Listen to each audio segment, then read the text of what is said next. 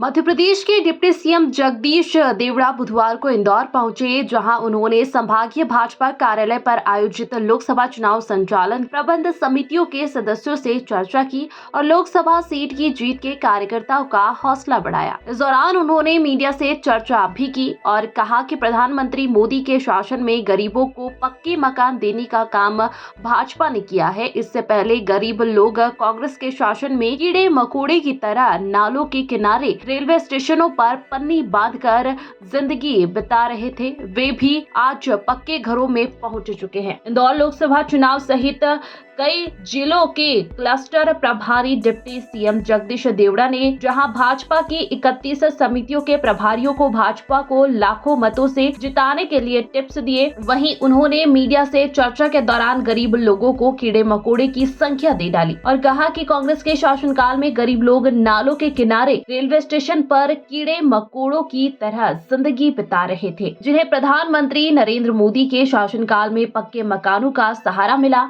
इस दौरान उन्होंने मोदी सरकार और प्रदेश की भाजपा सरकार की कई उपलब्धियों का भी ब्यौरा पेश किया। बहुत सारे लोगों के ऑफर हैं और मुझे लगता है कि बहुत जल्दी और लोग भी पार्टी ज्वाइन करेंगे।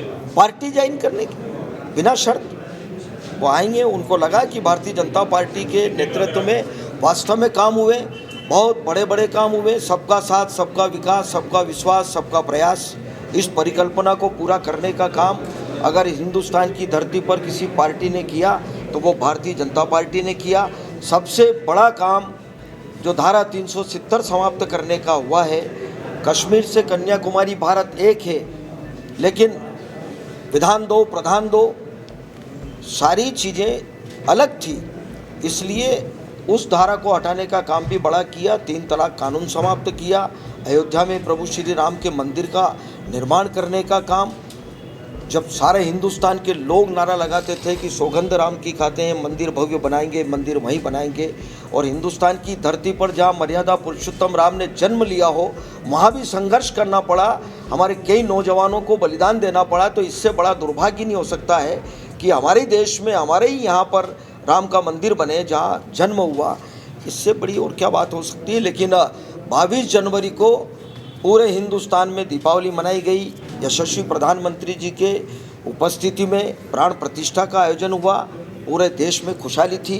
मुझे लगता है कि बहुत बड़े बड़े काम और विकास की बात करें तो चाहे वो सड़कों के मामले में हो, पूरे हिंदुस्तान में जाल बिछा, वो 8 लाइन की बात हो, फिर चाहे वो जहाँ सड़कों का हो, रेलवे स्टेशन का हो, एयरपोर्ट का मामला हो, और भी जितने डेवलपमेंट हुए और मूलभूत आवश्यकताओं की पूर्ति। आज तक कांग्रेस में देश की आज़ादी के 75 साल के बाद लगातार 60 साल तक मुझे लगता है कांग्रेस ने राज किया, लेकिन मूलभूत आवश्यकताओं की पूर्ति, गरीब आदमी के बारे में कभी उन्होंने विचार नहीं किया।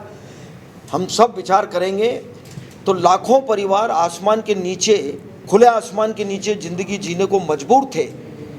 वो रेलवे स्टेशन के किनारे, गंदे नालों के किनारे कीड़े मकोड़े की तरह लोग अपनी ज़िंदगी बिता रहे थे और आसमान के नीचे प्लास्टिक की सीट लगा करके वो ज़िंदगी बिताते थे। आज तक मुझे नहीं लगता कभी कांग्रेस के लोगों ने विचार किया हो कि उस गरीब आदमी के माथे पर भी छत का प्रबंध होना चाहिए।